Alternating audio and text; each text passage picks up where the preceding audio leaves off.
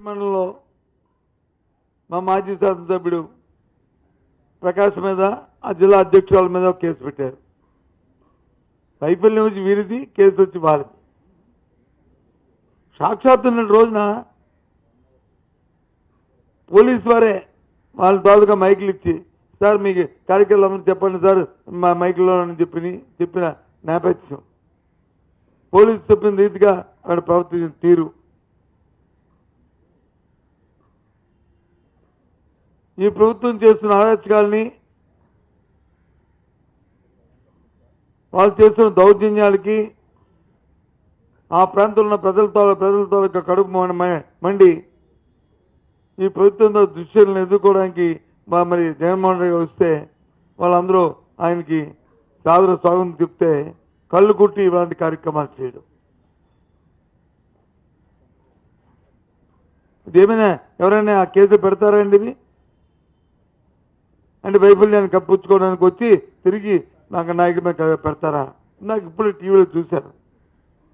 ప్రకాష్ రెడ్డి గారు అంట ఆ చుట్టూ బారికేడింగ్స్ వచ్చి సరిగ్గా కట్టలేదంట. వైఫల్యం కట్టలేదన్నప్పుడు మీరు ఇన్ఫామ్ చేయాలి కదా. ఇక్కడ సెక్యూరిటీ ఇక్కడ గట్టిగా మీ పార్టీ కార్యకర్తలు తెలియదు, మరి దయచేసి మీ హెలికాప్టర్ ల్యాండ్ అవ్వడానికి వీల్లేదని చెప్పాలి కదా. ఎవరు తప్పండి ఇది? తిరిగి ప్రకాష్ రెడ్డిదా తప్పు? ఏంటిది? ఎక్కడే పోతుంది ఈ ప్రభుత్వం? ఈ పరిపాలన ఎప్పుడు ఒకలాగా ఉండదు. ఉదయం అయిపోతే రాత్రి వస్తుంది, రాత్రి వెళ్తే ఉదయం వస్తుంది. ప్రజాస్వామ్యంలో ప్రతి 5 సంవత్సరాలకు ఎన్నికలు జరుగుతుంటాయి. కానీ ఎన్నుకోబడిన పాలకులు ప్రజాస్వామ్యబద్ధంగా పరిపాలన చేయాలి. చట్టాన్ని చేత్తో తీసుకుంటే చూస్తూ ఊరుకోదు, చట్టాలు ఊరుకోవు, ప్రజలు వచ్చి తిరగబడతారు, ప్రజా విప్లవం వస్తుంది. దయచేసి అలాంటి పరిస్థితులు రాష్ట్రం తావద్దని కోరుతున్నాను. చూసాం మనం ఆ పక్కనున్న శ్రీలంకలో జరిగిన ఉద్యమాలు చూసాం, ఆ పక్కనున్న బెంగాల్లో జరిగిన ఉద్యమాలు చూసాం.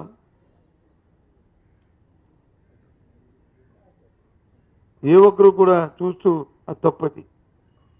మంది పటిష్టమైన ప్రజాస్వామ్య వ్యవస్థ మంది.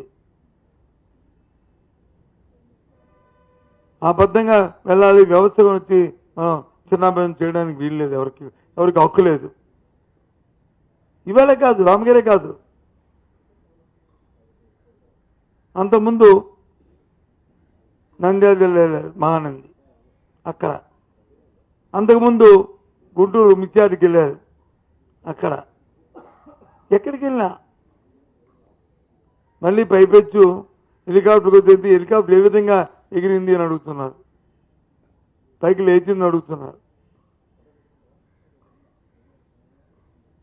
ఓకే, విఐపీ వెళ్తున్న హెలికాప్టర్కి ఏం చిన్న లోపం జరిగితే అది విఐపీని కాకుండా తీసుకుని వెళ్తారు, వెళ్ళి ఆ కార్యక్రమం చేసుకుంటారు. ఎందుకంటే ఏమైనా ఒక అక్షపతిగా ఏమైనా జరుగుతుందా అనే భయంతో.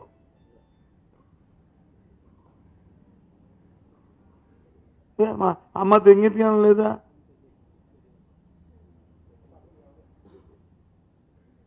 చాడు మాట్లాడుతున్న నాయకులు కానీ, పత్రికలు రాస్తున్న పత్రికలు కానీ,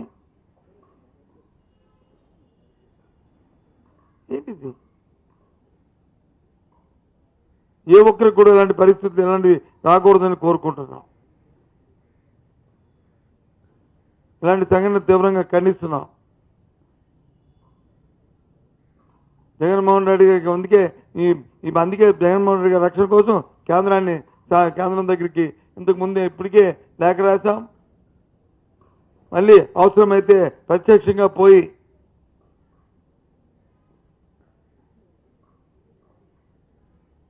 అక్కడ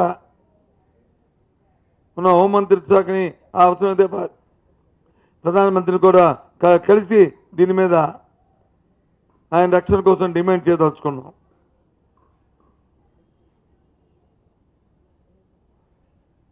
డిమాండ్ చేస్తాం. ఇది ఎక్కడిది?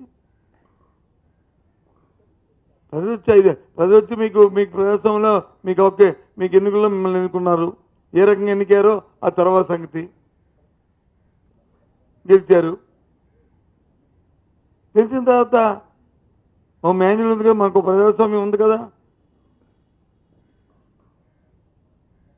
దాని ప్రకారం మీరు పాలన చేయాలి కదా, ఆ రాజ్యాంగం ప్రకారం మీరు నడవాలి కదా, ఆ చట్టాలు మనం తయారు చేసిన చట్టాల ప్రకారం మనం వెళ్ళాలి కదా. ఎందుకు వెళ్ళట్లేదు? ఎందుకు చేయట్లేదు? అంతేకాదు వాళ్ళ భాష కూడా, వాళ్ళ ద్వారా పార్లమెంటరీ నాయకుడు, నాకు కూడా ఇంతకుముందు మంచి స్నేహితుడు.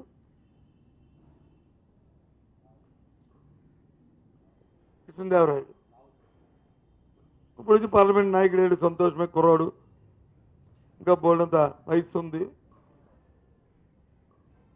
ఒక మాజీ ముఖ్యమంత్రి పట్టుకుని ప్రొఫెషనల్ కిల్లర్ అంటాడు.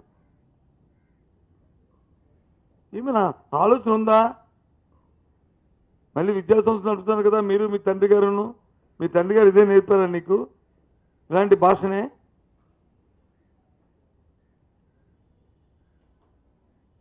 అంటే నాయకుడి మీద వచ్చి కేసులు ఉంటే ప్రొఫెసర్, మరి చంద్రబాబు నాయుడు గారి మీద కేసులు లేవా?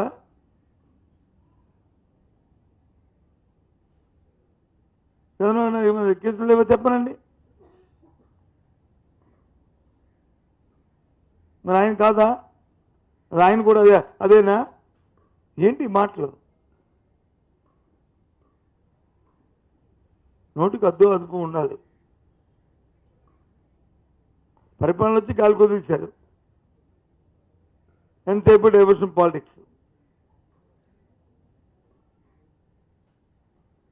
ఏ వర్గం కూడా ఇవాళ సుఖంగా సంతోషంగా లేదు.